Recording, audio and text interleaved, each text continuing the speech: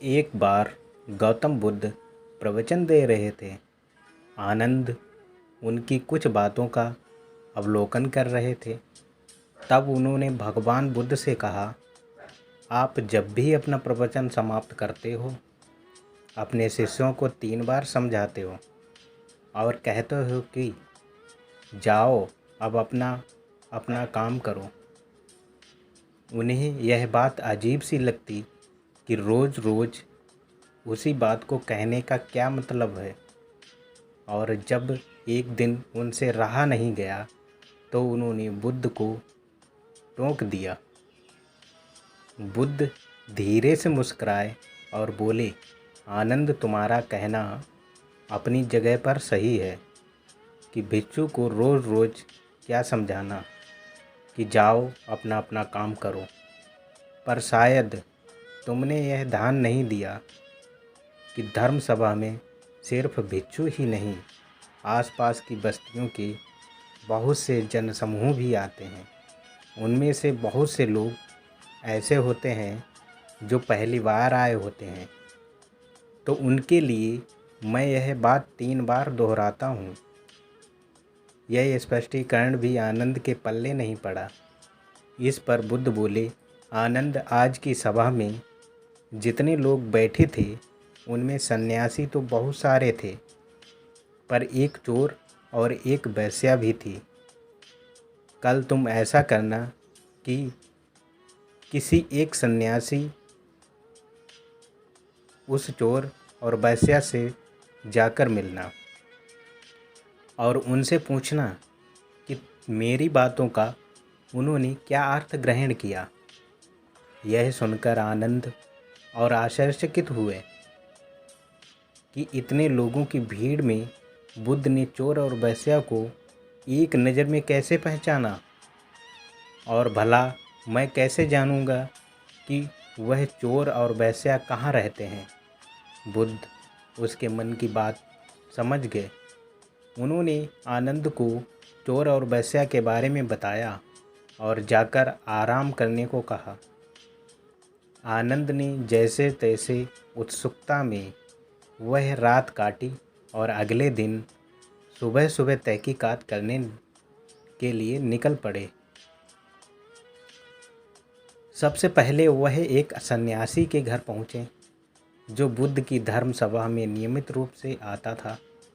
आनंद ने उससे पूछा, रात्रि सभा में बुद्ध ने जो आखिरी वचन कहे कि अब जाकर अपना अपना काम करो, आपने उससे क्या सीखा। इस पर वह भिक्षु बोला, इसमें सीखने वाली क्या बात है।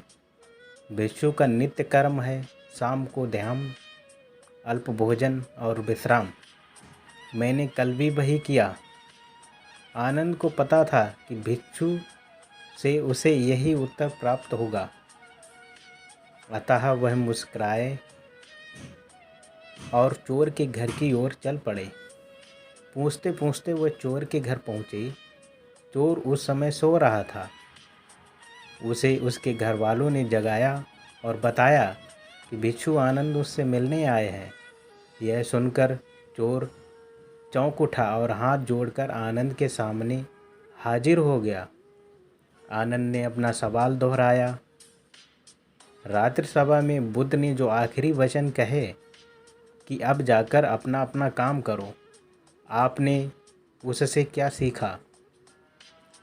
चोर विनम्र शब्दों में बोला, भिक्षु, बुद्ध तो अंतर्यामी है, इसलिए आपसे क्या छुपाना।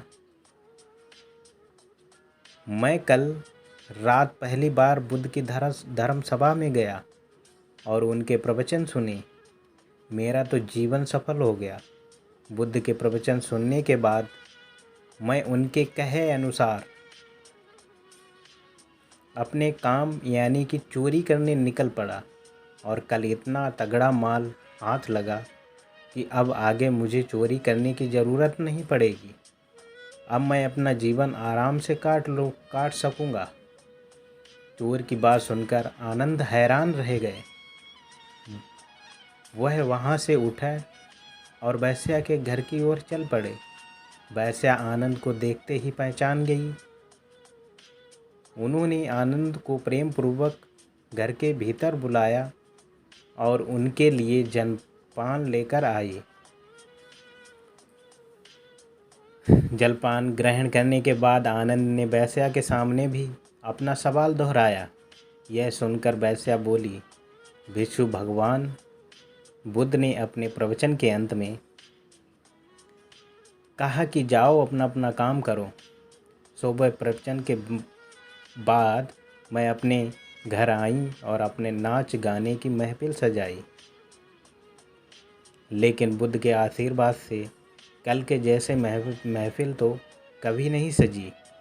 कल मेरी महफिल में कई बड़े बड़े राजे महाराजे पधारे। उन लोगों ने प्रसन्न होकर इतना धन धान्य मुझे दिया कि अब मुझे धन के लिए एक कर्म करने की आवश्यकता ही नहीं पड़ेगी। आनंद के आश्चर्य की सीमा ना रही। वह वहाँ से वापस महात्मा बुद्ध के पास गए। उन्होंने बुद्ध को जाकर प्रणाम किया और उन्हें सारी बात कह सुनाई। बुद्ध बोले, आनंद, इस संसार में जितने भी व्यक्ति हैं सबके मस्तिष्क अलग अलग हैं।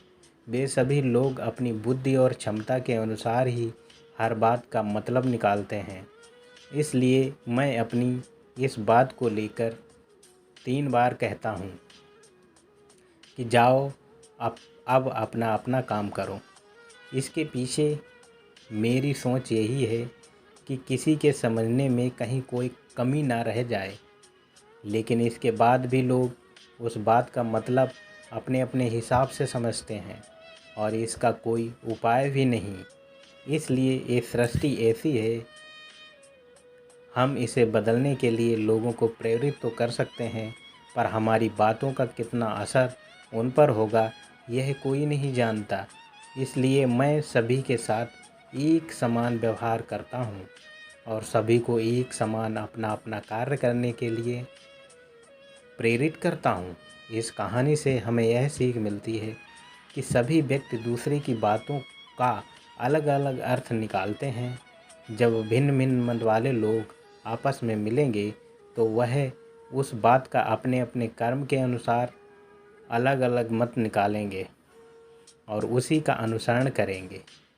लेकिन कभी कभी कोई बात दूसरी कही गई होती है और लोग उस बात का मतलब दूसरा निकालते हैं।